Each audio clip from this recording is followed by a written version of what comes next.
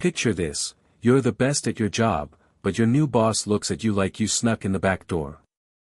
I'm Marcus, a black man in Atlanta, and when a racist suit tried to fire me for daring to exist, I didn't just fight back, I flipped the script and showed him who really runs the show. Ready to see how I took him down? Buckle up, 'cause this one's for everyone who's ever had to prove they belong. Being black in Atlanta, Georgia, ain't just living, it's a high-stakes game where you're dodging landmines while proving you deserve to breathe the same air as everybody else. I'm Marcus, and this is how a racist boss thought he could erase me, only to learn I'm the one who writes the ending. I just wanted to work, not storm the Capitol, pen a bestseller, or save the planet.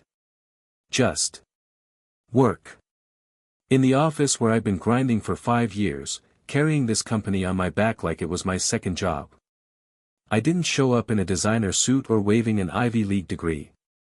I came as Marcus, a black man in a button-up from Macy's, closing deals that paid for their artisanal coffee and ergonomic chairs. For some, that's already too much. Bright Horizon is one of those slick startups, glass walls, chrome accents, and a vibe that screams, we're the future. They've got a coffee bar that costs more than my car and employees who only kiss up to folks they think belong in their shiny world. I was their top sales manager, sealing contracts that funded their rooftop happy hours. But my new boss, Travis. That man looked at me like I was a stain on his pristine vision board. It was a Tuesday. I'm in the conference room, prepping a pitch that's about to land us $1 million client.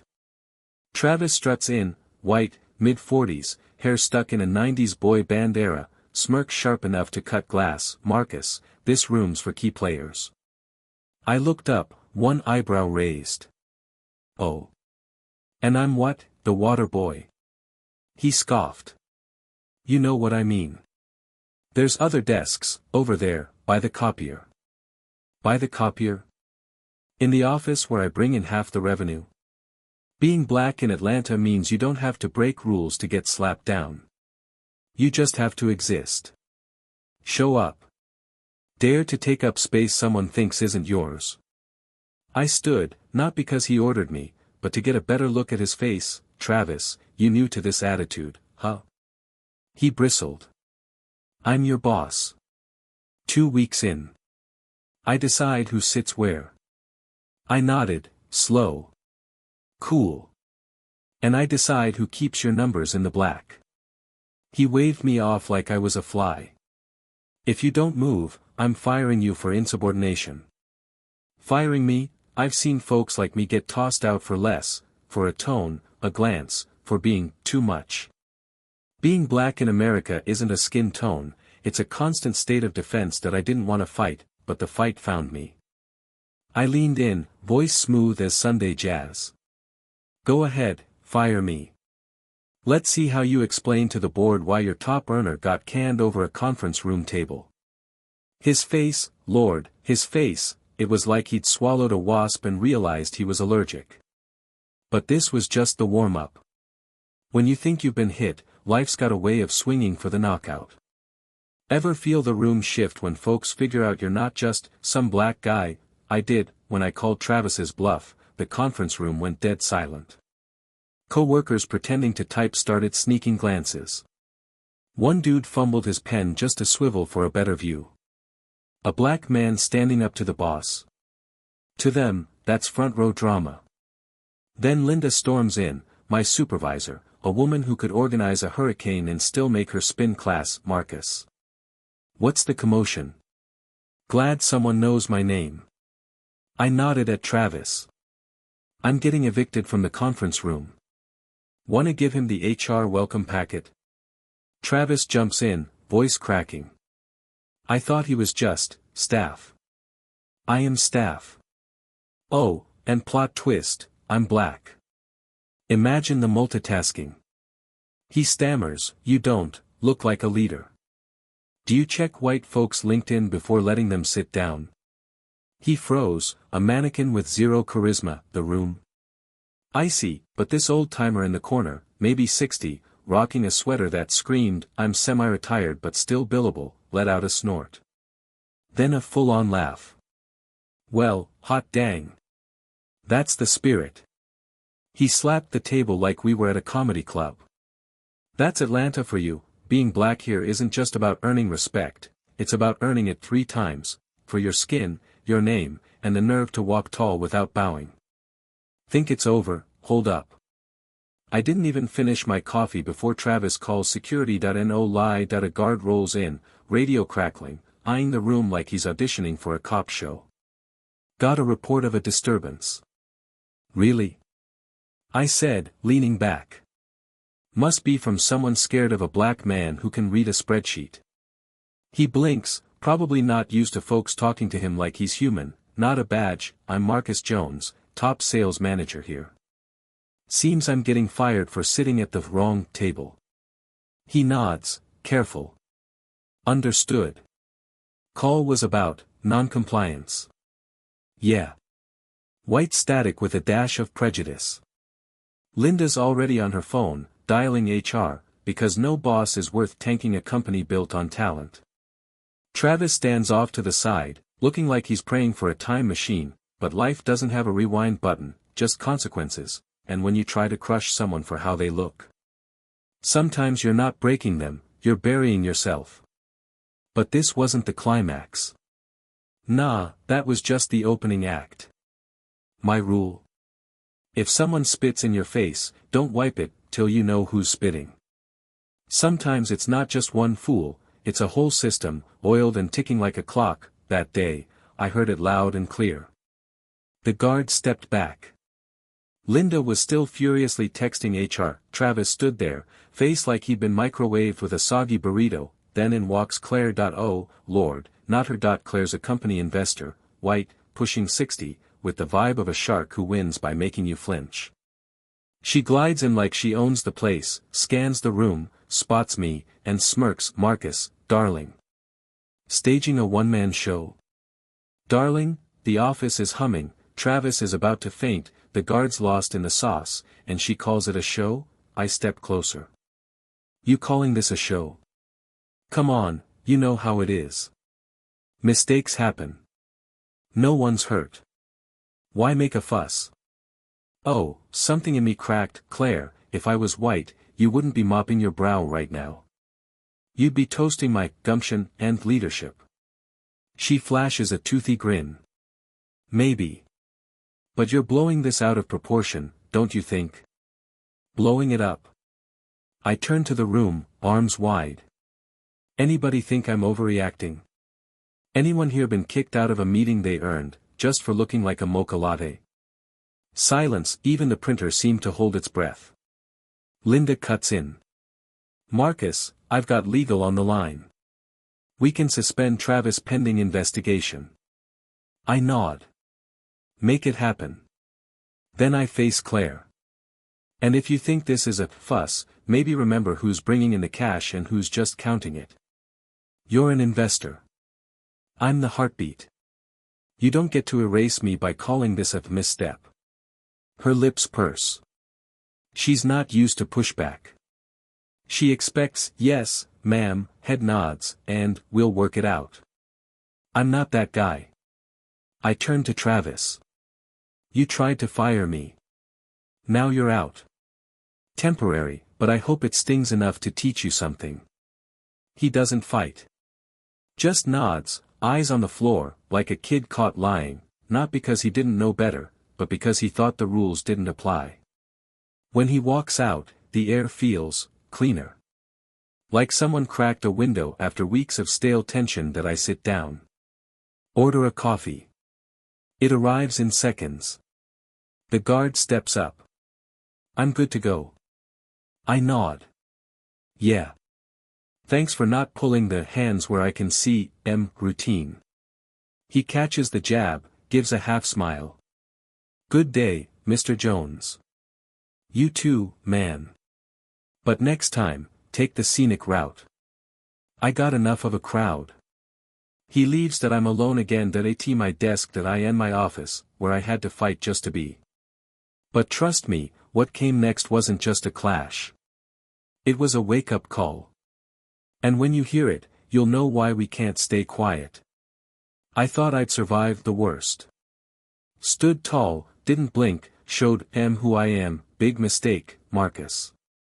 That wasn't a victory, it was a warning shot. What hit next didn't just bruise my ego. It went for everything I'd built, my reputation, my team, my legacy. Next morning, 6:15 a.m., Linda calls, voice like she's been running laps, Marcus, we've got a leak. Video. Video of what? Yesterday. Travis kicking you out. Your speech about being black in Atlanta.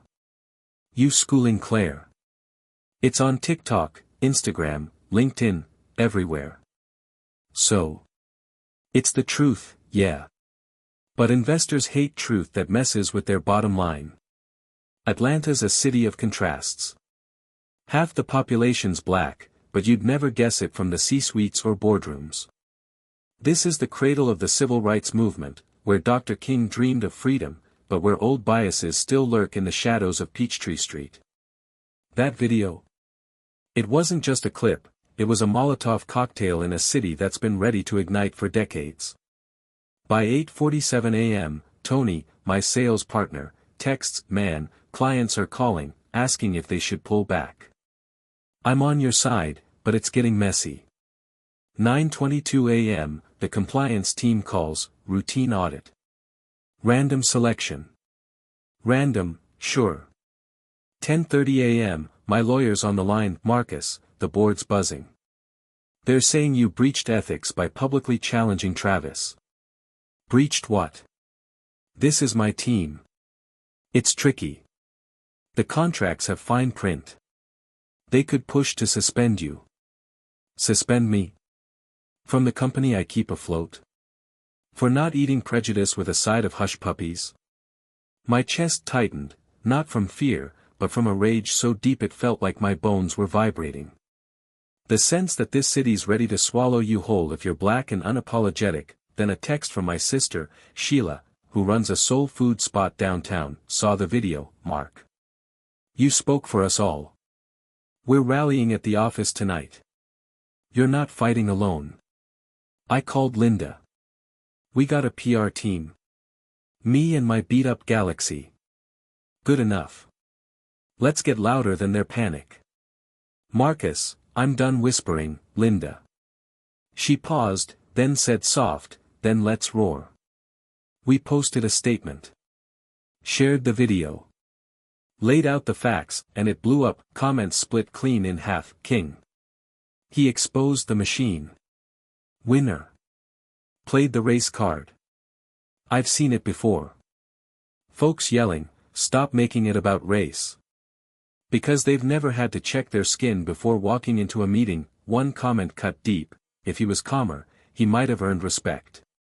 Earned, you want me to grovel for what's mine, bow so you feel warm and fuzzy, get lost. That night, Mama called, Marcus, baby, I saw the video. I'm fine, Mama. No, you're not. But keep going. Being black in Atlanta's always been a war. You're not just Marcus now, you're a voice. And that scares him more than anything. I know, Mama. I hung up, staring out my window that I didn't feel like a hero. I felt like a hunted man in a suit, in a city where a handshake can hide a shank. The ground felt like it was rigged to explode, and someone was winding the timer. But back meant breaking. Forward meant truth. I walked into bright horizon the next morning, and the air smelled like change, or maybe the smoke of a battle ready to pop off. The receptionist saw me and nearly dropped her latte. That's the welcome you get when folks think you're 1 foot out the door, not the guy who keeps the lights on. But I wasn't just a manager. I was Marcus, a black man who decided to stop smiling when they tried to crush me. Today, I was reclaiming my crown. Travis was in his office, face like he'd seen a ghost. No shock there, morning, Travis, I said, with a grin that promised no mercy. He mumbled, eyes down. Didn't expect you back. Didn't expect I'm the best in this game. Your mistake. Co-workers started clustering in the hall, whispering, trying to figure out who's really running things. Tony, the guy who'd waffled about clients, showed up, his face a mix of guilt and awe. That I stepped forward, every second of the last few days fueling me like jet fuel. Listen up, I said, voice steady but blazing. This isn't just an office. It's our house. A place we built with sweat and wins. And nobody gets to kick me out because of my skin. Travis opened his mouth, but my stare shut it fast. You didn't see me? I'm not here by chance. I'm the one pulling this company up. And I won't let anyone burn it down over their own bias. The crowd stirred. Some nodded, others looked shook. I knew I'd hit home. Then the board rolled in, suits pressed, faces sour. The room hushed. They started their spiel, company image, conduct violations. But I pulled out the contract and made it crystal clear who's in charge. This is my team. You don't just lose me, you lose your credibility. Truth doesn't hide behind memos or power plays. And guess what? They backed off. Travis was fired after the review. Not just for me, but for every employee who deserves fairness.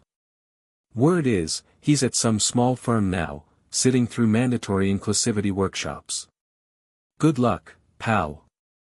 That evening, Sheila and a crew of locals, barbers, chefs, teachers, gathered outside the office. Not to riot, but to lift me up.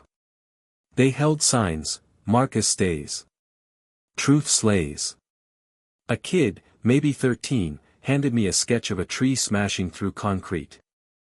I didn't cry, but my eyes got real dusty. Being black in Atlanta isn't just surviving. It's fighting for your place, owning your story, and refusing to let anyone wipe you out. That we're rolling out diversity training at Bright Horizon. I'm also linking up with black business owners across Atlanta to share resources and keep our dreams alive. This fight? It's bigger than me now. If you've ever been made to feel less for who you are, tell me where you're from. Being black in your city is a battle for respect, and we're not alone. Share this story. Drop your story in the comments.